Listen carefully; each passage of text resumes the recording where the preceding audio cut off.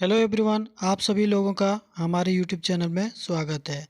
आज हम लोग देखेंगे सामान्य अध्ययन के 30 मोस्ट इम्पोर्टेंट क्वेश्चन जो कि आने वाले जेएसएससी सीजीएल के लिए महत्वपूर्ण रहने वाला है। तो चलिए शुरू करते हैं। इससे पहले आपको बता दें कि अगर आप चैनल पर नए हैं तो चैनल को सब्सक्राइब कर लें और साथ में बेल आइकन को प्रेस कर लें, जिससे आने वाली हर वीडियो का नोटिफिकेशन आपको मिल सके। चलिए पहले प्रश्न को देखते हैं। पहला प्रश्न है, मेरा गांव मेरी धरोहर किस मंत्रालय से संबंधित है? तो यह केंद्रीय सांस्कृतिक मंत्रालय से संबंधित है। अगला प्रश्न है, पारित जम्मू कश्मीर पुनर्गठन विधेयक के अनुसार 2 कश्मीरी प्रवासियों को विधानसभा में नियुक्त करने का अधिकार किसके पास है? तो यह उपराज्यपाल के पास है। अगला प्रश्न है, ज्योतिपुंज नामक पुस्तक किसके द्वारा लिखी गई है? तो ज्योतिपुंज नामक पुस्तक माननीय श्री नरेंद्र मोदी के द्वारा लिखी गई है। तो इसका सही उत्तर ऑप्शन नंबर सी हो जाएगा। अगला प्रश्न है, निम्नलिखित में से कौन सा सुमेलित है? तो इसमें सभी सुमेलित है। इसका सही उत्तर क्या हो जाएगा? तो इसका सही उत्तर ऑप्शन नंबर डी हो जाएगा। अगले प्रश्न को देखते हैं। पिछड़े देशों के लिए रोलिंग प्लान का सुझाव किसके द्वारा दिया गया था? तो पिछड़े देशों के लिए रोलिंग प्लान की सुझाव जी मिर्डल के द्वारा दिया गया था। अगला प्रश्न देखते हैं। निम्नलिखित युग्मों में से कौन सा युग्म सुमेलित है? तो इनमें सभी सुमेलित है। अंगोला की राजधानी लुआंडा है, ऑस्ट्रेलिया की राजधानी कैनबरा है और ऑस्ट्रिया की राजधानी वियना है। इसका सही उत्तर ऑप्शन नंबर डी हो जाएगा। अगला प्रश्न देखते हैं। सुमेलित कीजिए। सूची 1 को 2 से सुमेलित करना है। रूस का संबंध किससे है? तो रूस का संबंध रूबल से है। यूक्रेन का संबंध हिरविनिया से है। रोमानिया का संबंध ल्यू से है और साइप्रस का संबंध यूरो से है। इसका सही उत्तर ऑप्शन नंबर ए हो जाएगा। अगला प्रश्न है, किस देश ने प्रधानमंत्री नरेंद्र मोदी जी को अपना सर्वोच्च सम्मान ऑर्डर ऑफ द नाइल से सम्मानित किया है? तो यह कौन सा देश है दोस्तों? तो यह मिस्र देश है। अगला प्रश्न है, निम्नलिखित में कौन सी आर्य भाषाओं में से के अंतर्गत नहीं आती है? कौन सी भाषा आर्य भाषा के अंतर्गत नहीं आती है? तो यह अरबी भाषा आर्य भाषा के अंतर्गत नहीं आती है। अगला प्रश्न है, बौद्ध धर्म के त्रिपिटकों में के संदर्भ में निम्नलिखित युग्मों में से सही युग्म का चयन करें। तो इसमें सही युग्म क्या है? विनय विनय पिटक दर्शन से है। तो क्या हो जाएगा? इसका क्या हो जाएगा आंसर? तो नहीं है। सुक्त पिटक बुद्ध की शिक्षाएं से है। तो हाँ, सुक्त पिटक बुद्ध की शिक्षाएं से है। यह धम्म पिटक नियमों का संग्रह है। तो नहीं है। इसका सही उत्तर केवल दो हो जाएगा। अगले प्रश्न है, निम्नलिखित में से भक्ति संतों का सही तैथिक कालानुक्रम अनुक्रम चुनिए। तो सही कालानुक्रम क्या हो जाएगा? सबसे पहले हो जाएगा कबीर, जो कि 1398 से 1518 तक होता है। कबीर का कितना होता है? 1398 से 1518 तक। 1518 तक। और दूसरा क्या है? तो दूसरा होता है गुरु नानक का, जो कि 1469 से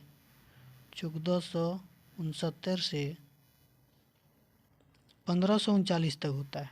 1539। और तीसरा किसका है? तो तीसरा चैतन्य का है, जो कि 1486 से है। 1486 से 1534 तक होता है। 1534 तक। और तीसरा मीराबाई का कितना है? तीसरा है मीराबाई, इसका है 1498 से 1498 से 1557 तक। 1557 तक। तो इसका सही उत्तर क्या हो जाएगा? Option number A. अगला प्रश्न है,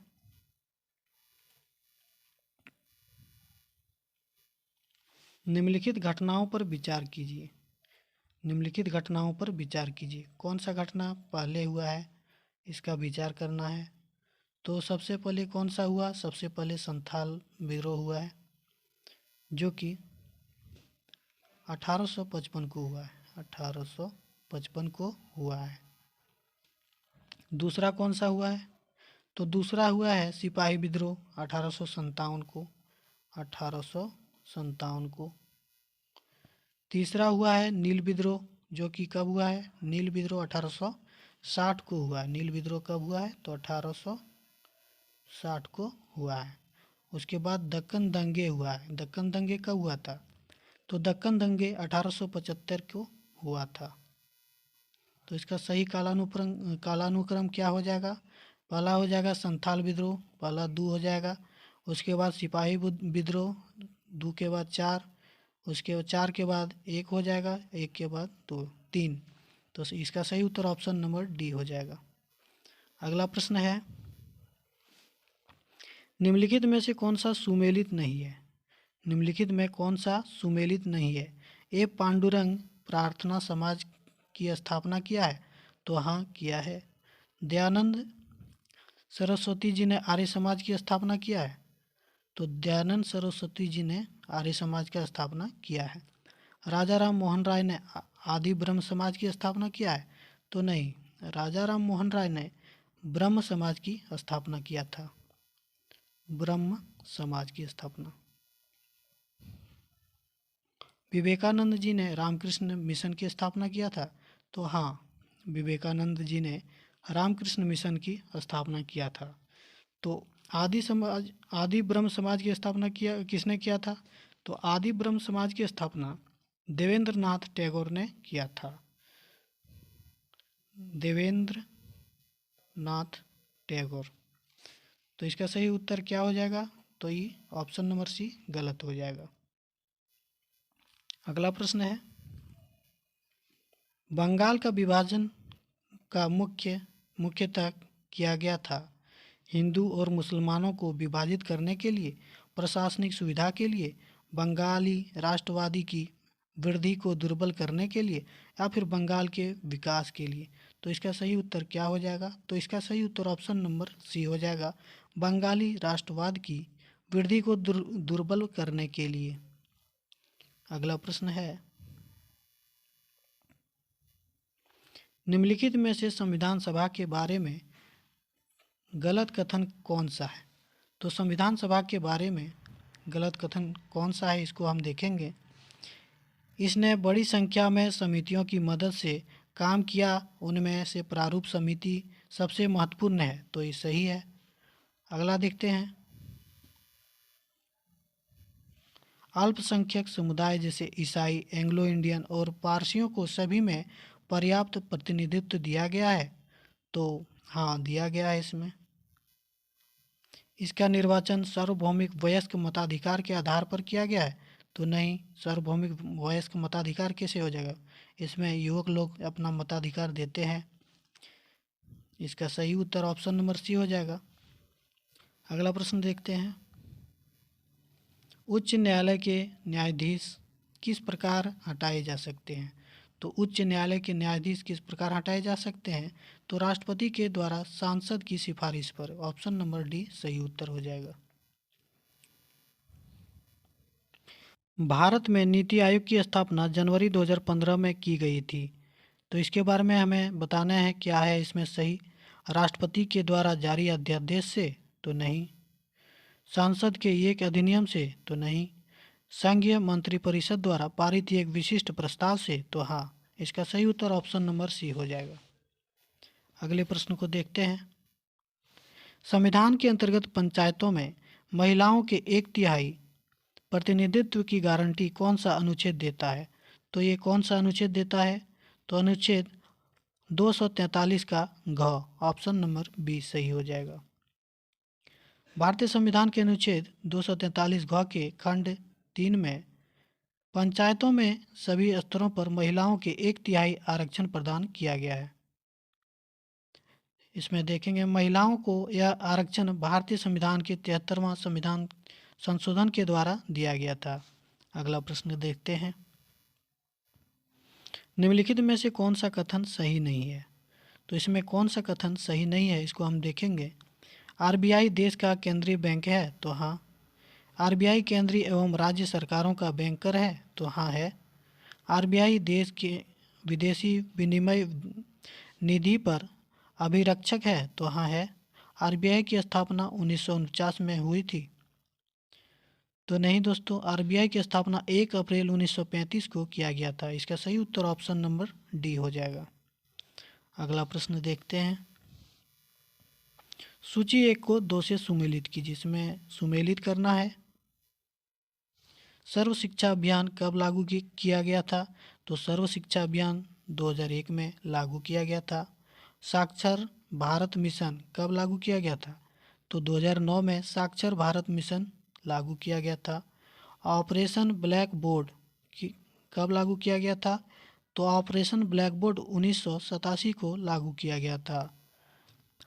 राष्ट्रीय साक्षरता मिशन कब लागू किया गया? तो 1988 में। इसका सही विकल्प क्या हो जाएगा दोस्तों? देखते हैं क्या होता है। 1 का 3, 1 का 3। इसका सही उत्तर ऑप्शन नंबर ए हो जाएगा। अगले प्रश्न देखते हैं, अंतर्राष्ट्रीय व्यापार का मुख्य सुरक्षा कवच क्या है? तो अंतर्राष्ट्रीय व्यापार का मुख्य सुरक्षा कवच WTO है। WTO है। अगले प्रश्न को देखते हैं, तृतीय पंचवर्षीय योजना के संदर्भ में निम्नलिखित कथनों पर विचार कीजिए। इसमें पंचवर्षीय योजना के संदर्भ में विचार करना है। यह योजना पीसी महालनोबिस मॉडल पर आधारित थी, तो नहीं। इस योजना में राउरकेला, भिलाई तथा दुर्गापुर में लौह इस्पात संयंत्र स्थापित किए गए थे, तो नहीं। यह योजना दूसरी पंचवर्षीय योजना में शुरू किया गया था। इसका सही उत्तर क्या हो जाएगा? न तो 1 होगा, न तो 1 होगा और न ही 2। इसका सही उत्तर ऑप्शन नंबर डी हो जाएगा। अगला प्रश्न है, जैव विविधता का अर्थ क्या है? तो जैव विविधता का अर्थ एक निर्धारित क्षेत्र में विभिन्न प्रकार के पादप एवं जंतु से है। इसका सही उत्तर ऑप्शन नंबर सी हो जाएगा। सीएनजी का मुख्य घटक क्या है? तो सीएनजी का मुख्य घटक CH4 है। इसका सही उत्तर ऑप्शन नंबर डी हो जाएगा, जिसे हम मीथेन गैस भी इसे कहते हैं। अगले प्रश्न को देखते हैं, निम्नलिखित में से किस भारतीय संविधान की सीमाएं भूटान राष्ट्र के साथ नहीं मिलती है? कौन सी राष्ट्रीय सीमाएं भूटान के साथ नहीं मिलती है? तो मेघालय राज्य नहीं मिलता है। अगला प्रश्न है, निम्नलिखित युग्मों में से कौन सुमेलित नहीं है? इसमें कौन सा सुमेलित नहीं है? बोमडीला कहाँ पे है? तो अरुणाचल प्रदेश में है। नाथुला सिक्किम में है। भोरघाट हिमाचल प्रदेश में है, तो नहीं। भोरघाट महाराष्ट्र में है। भोरघाट महाराष्ट्र में है, ये गलत हो जाएगा। पालघाट केरल में है, तो हाँ है। इसका सही उत्तर ऑप्शन नंबर सी हो जाएगा। अगला प्रश्न है, प्रायद्वीपीय भारत में सबसे लंबी नदी कौन सी है? तो प्रायद्वीपीय भारत में सबसे लंबी नदी गोदावरी नदी है।